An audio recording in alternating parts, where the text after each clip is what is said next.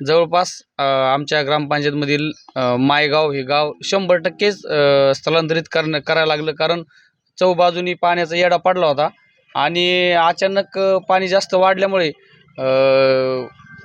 SD madam असतील, तहसीलदार madam असतील, यांनी सगळ्यांनी, आमचे ग्रामसेवक असतील, तलाठी असतील, मंडळाधिकारी, सर्वांनी आम्ही सोबत गावात जाऊन सर्वांना रात्री उशिरापर्यंत बाहेर काढण्याचं काम केलं.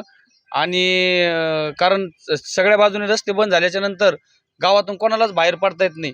आणि आज देखील काही लोक गावात आहेत, पण त्यांना आता सध्या म्हणजे जे टेकावर उंचीवर ज्यांचे घरं आहेत त्यामुळे त्यांचं राहण्याचं जमलं आहे. पण आता जे बाकीचे जे लोक आहे, रात्रीचे उशिरापर्यंत आम्ही जे बाहेर काढले, भयभीत होते लोक आणि अचानक बाहेर जायचं काही लोकांची पूर्वतयारी नव्हती, काही नव्हती. त्यामुळं उपाशी तापाशी जसं मिळेल तसं लोक, जनावरं, ढोरं, आपले लेकरं बाळं घेऊन रस्त्यावरती, तुम्ही बघत आहात की रस्त्यावरती पूर्ण जसं जिथं जागा मिळेल तिथं लोक थांबलेले आहेत.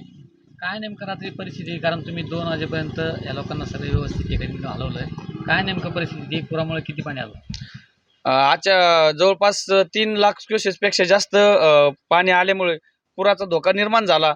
आणि या धोक्याची परिस्थिती बघून सर्वांना स्थलांतरित करून त्यांच्या मनातून भीती काढण्याचं काम केलं. अगदी रोडवर लोक झोपू शकत नाही, पण मग रात्रभर लोकांसोबत जागी राहून ज्याला जी मदत लागन ती मदत पुरवण्याचं काम आमच्या गावातील सर्व तरुण मंडळींनी जसं माणूस दिसन तसं मदत करण्याचं काम केलं.